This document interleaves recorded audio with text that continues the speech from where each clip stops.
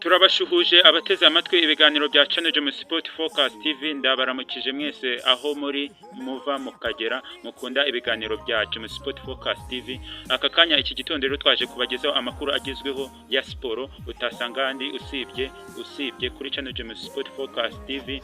Amakuru abari kuvugwa mu Rwanda cyane, muri Afrika n'ahandi hose ku migabane y'isi isigaye. Shampiyona zikomeye ku isi zigezweho turaza tukazibasesengurira tukababwira ibiri kuvugwa cyane. Bibutse bakunzi bacu amajyaruguru, amajyepfo, iburasirazuba, iburengerazuba, no ndetse no n'ahandi hose ku isi hasigaye, no gukora subscribe kugira ngo ibiganiro bya Channel Jom Sport Focus TV muzajye mubibona bitabagoye cyane.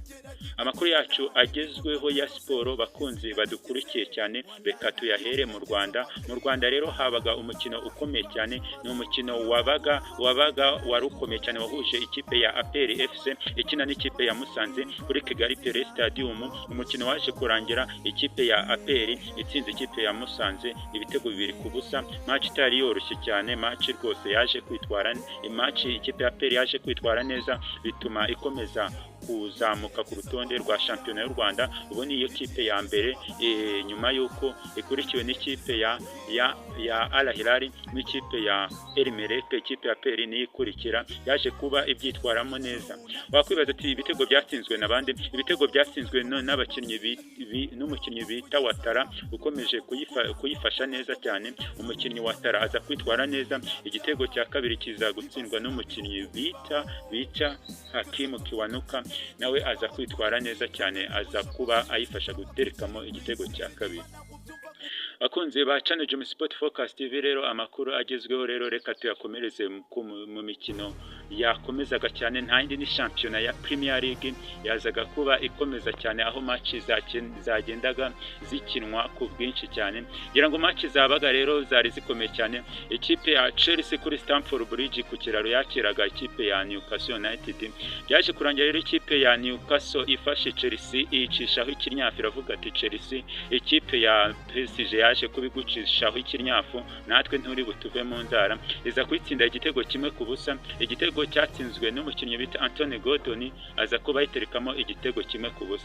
Iyo match yabaga rero kuri Emirates Stadium, naho hari ibirori. Ikipe ya Visit Rwanda, ikipe ya Arsenal byari bitezwe ko igomba gutsinda kugira ngo ikomeze kwirukanka ku gikombe. Ntago rero byaje kugorana rero, ikipe ya Arsenal yaje gutsinda ikipe ya West Ham United ibitego 2-0. Abakinnyi rwose babyitwayemo neza cyane, bamwita McDoman kabisa. McDoman yaje kubafasha ikipe ya Arsenal kwitwara neza. Undi mukinnyi waje kuba yitwara neza bamwita Lewis Kelly, bafashije rero ikipe ya Arsenal gutsinda ikipe ya West Ham United. Siyo match yabaga gusa, ikipe ya Manchester City match yabaye saa 4. Bibutse izo match zo zabaye saa 11, match ya Chelsea n'ikipe ya Arsenal.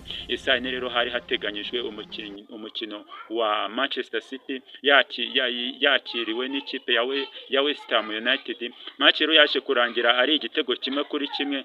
Ni match itari yoroshye cyane. Match za kurangira Manchester City ikoze amakosa bituma igikombe ikibura cyane, aho hagati yayo n'ikipe ya Arsenal hagiyemo amanota 9. Ikipe ya Man City bishobora kuyigora kuba yavanamo aya manota, aho dutegereje nimba Manchester City rwose igikombe kugenda ikibura. Nikomeza gukora amakosa ikipe ya Arsenal irayitwara igikombe. Reka dutegereze imikino izagenda iba, aho hari n'umukino ukomeye uzahuza aya makipe ahanganiye igikombe. Manchester City aho izakira ikipe ya Arsenal. Manchester City rwose iri gukora amakosa. Ikipe ya Arsenal uyu mwaka iritari ishobora kuba yayitwara igikombe.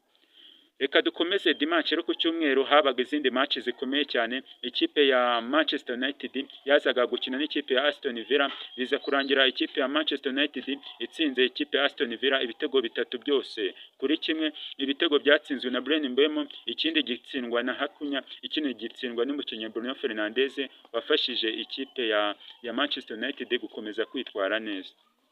Bakunze amakuru agezweho ya siporo rero, hari indi match yabaye isaa 4 rero, match yari ikomeye cyane. Ikipe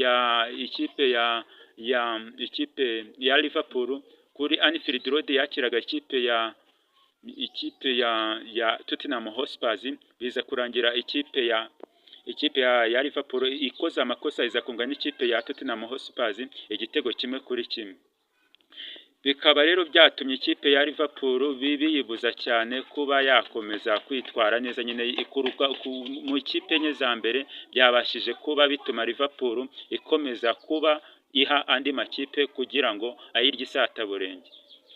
Bakunze amakuru ya siporo rero, reka amakuru ya siporo tuyakomereze muri shampiyona ya La Liga Espagne nayo yazaga kuba ikomeza. Ikipe ya Real Madrid ku wa gatandatu yazaga kwitwara neza cyane itsinda ikipe bita Elche ibitego 4 byose ku busa. Ikipe ya Real Madrid nyuma yuko itsinze ikipe ya Manchester City iri mu kwabuki rwose imeze neza, yaje kuba itsinda ikipe ya Elche ibitego 4 ku busa. Ikipe ya Real Madrid rwose imeze neza cyane, abasore ba Real Madrid bazaga kuba babikora nka Valverde nawe aza kwitwaramo neza atsinda igitego n'abavini. Bakunze amakuru ya siporo rero, kuri dimanche tariki 14 z'ukwezi kwa gatatu 2025 habaga match ikomeye cyane aho Camp Nou ikipe ya FC Barcelona yari yakiriye ikipe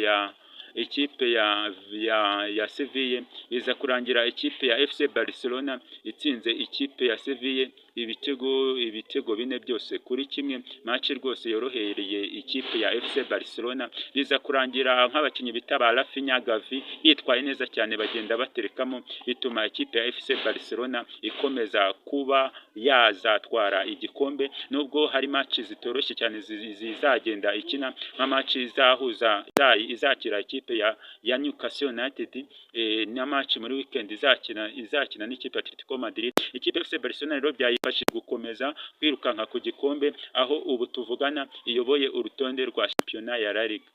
Bakunze amakuru agezweho ya siporo rero, reka mbashimire uburyo twabanye namwe, reka tubifurize kugira igitondo cyiza. Tuzagaruke ubutaha tubabwira ibiri kuvugwa rero, bifurije igitondo cyiza rero. Turi kumwe, amakuru twari tubafitiye y'imikino reka tuyasoreza, tuzagaruke ubutaha. Ciao.